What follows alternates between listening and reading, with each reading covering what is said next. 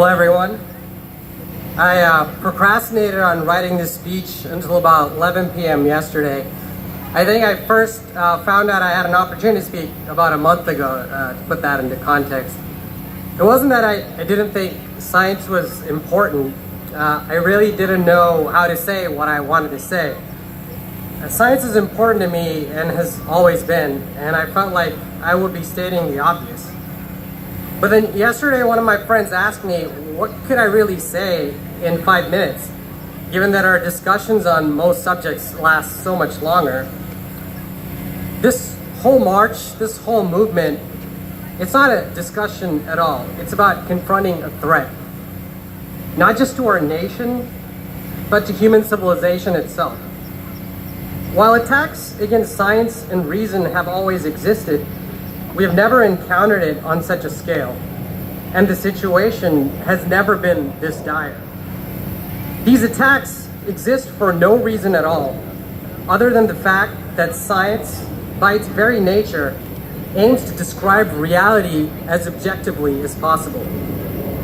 But unfortunately, this often ends up threatening the identities and dogmas of certain individuals or interests. For the longest time, I never really responded to these attacks, partly because I never took them seriously, and I never thought that it would grow to be a problem of this magnitude, where the rejection of science is not just a matter of opinion, but a matter of policy and legislation. We often hear about taxation without representation being a cause for the start of the American Revolution. But rarely do we hear about the American Enlightenment, a period of quote-unquote intellectual ferment in the 13 colonies that started in the 1700s.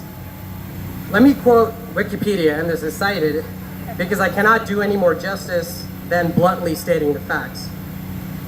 Quote, influenced by the 18th century European Enlightenment and its own native American philosophy, the American Enlightenment applied scientific reasoning to politics, science, and religion, promoted religious tolerance, and restored literature, the arts, and music as important disciplines and professions worthy of study in colleges, end quote.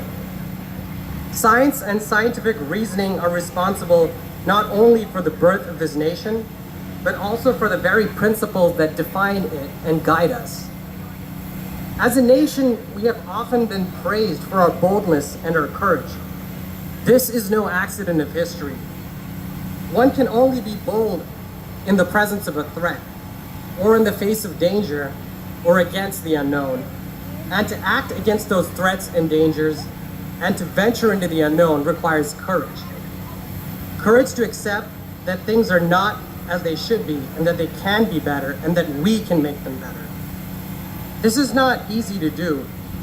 Acknowledging that something must be made better not only requires accepting that things are worse, but that we could be responsible for it. It's not easy to criticize oneself and to acknowledge one's own flaws. But history shows that while we have made missteps, we've also faced and acknowledged our imperfections in order to move forward and to make ourselves better.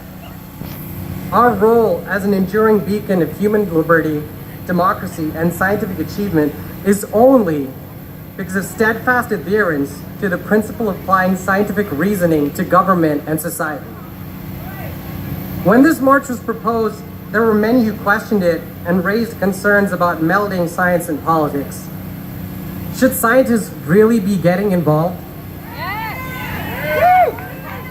Scientists ask questions and try to solve problems. And the question of building a better country, a better civilization, is a problem that needs to be solved. People like us inspired the birth of this nation. We must now stand up and act to prevent its destruction. We're not just getting involved, we're getting involved again. Thank you.